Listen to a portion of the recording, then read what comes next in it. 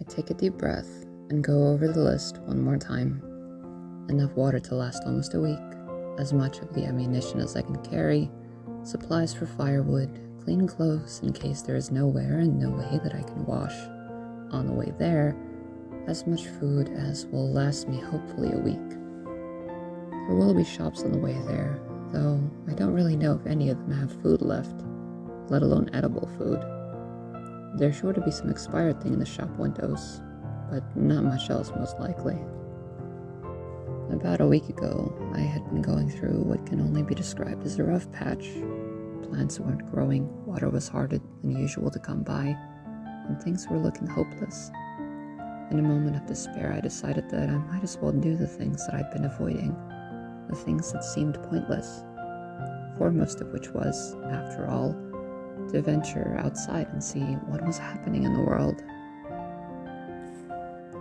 Initially, the idea was morbid, doing something simply because I felt that if I died, it would be the same either way. But as things turned and got better, the plants were showing signs of growth, water was easier to find, and I managed to get the old car started.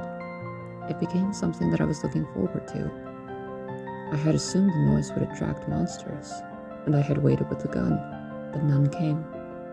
Confused, I sat in the car outside for almost an hour. The fresh air was invigorating, and I went back to the house that I hadn't realized had grown so stuffy. I lay down listening for the low murmuring noises the monsters usually made, but heard none. It took me a long time that night to fall asleep. I was too deep in thought. Between the monotony of everyday tasks, I had ceased to notice anything going on around me. Everything was in auto mode, and I realized in the morning, to my horror, that even the paintings I'd been making all looked the same. I'd been doing everything without thinking, as though I was already dead. There was nothing to living anymore, no adventure, no romance. There were no prospects of true happiness. I could have lived with it if I didn't find someone, never had a family, but the knowledge that my work as an artist would never be seen by anyone, that I could never contribute in any meaningful way, no matter how small, to anyone's life. It was enough to destroy all will to live, or to try and be cheerful. Suddenly the quiet, peaceful life I had lived for the past 7 months became grim and meaningless. I hadn't noticed that the noises outside had stopped. It just didn't occur to me that it was a thing that could ever happen. It didn't click in my mind that I just hadn't seen or heard any of them for heaven knows how long. That's how deeply embedded the routine was. That's how sure I had been of the danger. That even when it was gone, I automatically still prepared for it, without even thinking of finding a better life or trying for any kinds of improvement. One last thing, I say to myself. It's been a while since I've heard my own voice. It sounds strained, raspy, a little bit weak compared to the past.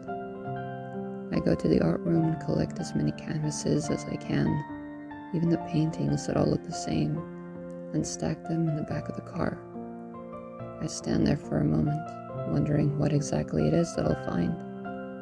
Whether there are any more monsters left, how many, where exactly I could go, or what exactly I could do. Wherever I end up, I just need to get out of here. I load the rest of my supplies, take a small sketchbook and a pen that I had been saving for something special. I remember buying it. It was the most expensive pen that I had ever bought. But until now, I had felt that I didn't want to waste it. Felt afraid that the art I produced with it wouldn't be worth much. It doesn't matter anymore now.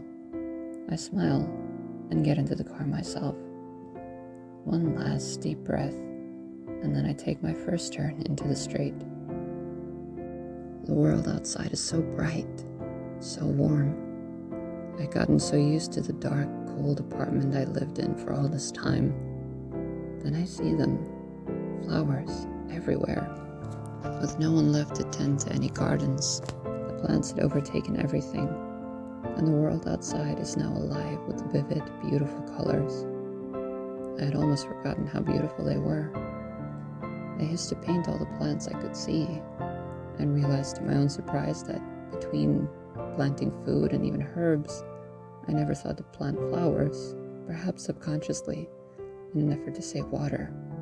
But now, I stopped the car for a second, try to remember where it was. I have a vague idea, but it all happened so long ago that the memory is so distant and blurry. But I know the general direction and decide to keep going. On the way there, I keep seeing flowers and overgrown weeds. Even the weeds are really just tiny flowers, considered to be an invasive species. Maybe that's what these monsters are, an invasive species that takes over, turns people. It's not like it's their fault, really. I stop right at the entrance.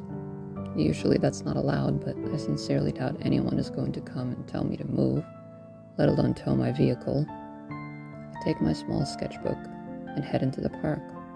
The last time I was here, I'd spent hours staring and fawning over the plants. They were gorgeous, and they still are. But now they're wild, unhinged, and untamed, and I never thought it was possible, but I love them even more now. It's early still, and I sit down in the soft, overgrown grass and start sketching. Before I know it, it's almost sundown. Without having realized it, I'd spent the whole day adding details to the flower sketch. I get up a little shakily and turn to head back in the direction of the car. Just then, I feel something on my shoulder. Instinctively, I jump, grab the gun that's in my pocket, and point it. Behind me is a blue mass, seemingly holding its hands in the air. My finger won't move on the trigger. I've killed hundreds of these things. Why can't I shoot this one? I frown, try to urge myself to pull the trigger. I stare it down in anger, look it in the eyes, and feel the frown soften. We only met once, but I'd recognize those eyes in any form, 1,000 times over. I lower the gun, feel myself half starting to smile. Suddenly, she lunges at me, and I cover my head and duck, waiting for the blow.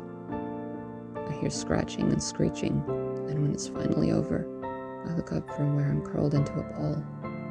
I see black goo. The monster that was once my prospective lover is covered in it. Beside her, there's an orange mass that seems to be bleeding more of the same substance. Suddenly it clicks in my mind. That thing was going to attack me, wasn't it? I ask, having no idea if she can even talk. She nods. I sigh in relief. You can still understand me then. I'm glad. Thank you for saving me, I say, and look up at the gigantic monster. I go to sit down nearby in the grass again. She follows me, stands by my side. I don't really know what to do now. I don't know where to go, I admit to her, looking up again. She shrugs, as if to say, me neither. She holds out her hand. It's almost 5 times the size of mine. I take it, and we head back to the car. I show her my paintings, and build a fire in the middle of nowhere to keep us warm for the night. Does your body still need food, the way it is now?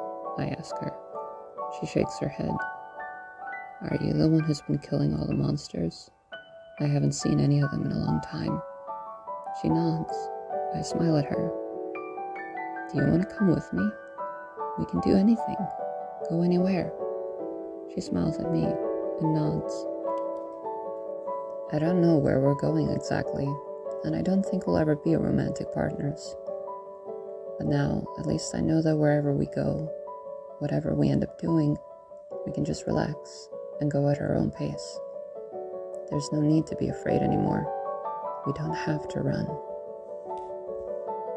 Thank you for listening and watching. All links and references are in the description below.